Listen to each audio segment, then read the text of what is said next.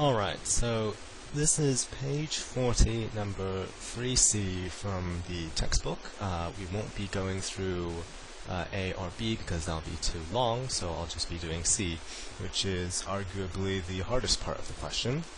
So we are given our initial velocity to be 12 meters per second, 42 degrees above the horizontal, and our displacement to be 9.5 meters, as you can see right here in this diagram.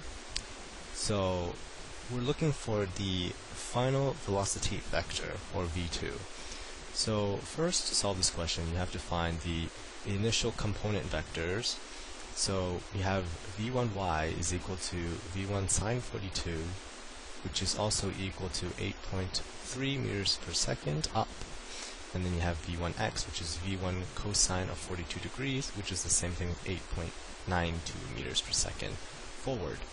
Now, to find v2y, you're going to use v2 squared is equal to v1 squared plus 2a delta d, and that is equal to 8.03 meters per second squared plus 2 times negative 9.81, which is the gravitational field strength, and then you multiply that by the displacement, which is 9.5. And notice in this part we are taking negative as down, and that gives you your final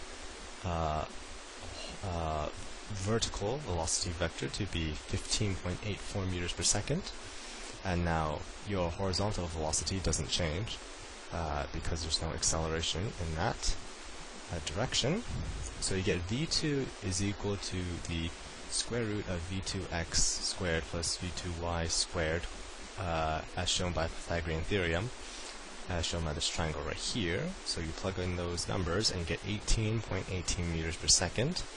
Now to find the angle that it makes with the horizontal, you do tangent inverse 15.84 meters per second over 8.92 meters per second, and that will give you 60.6 degrees.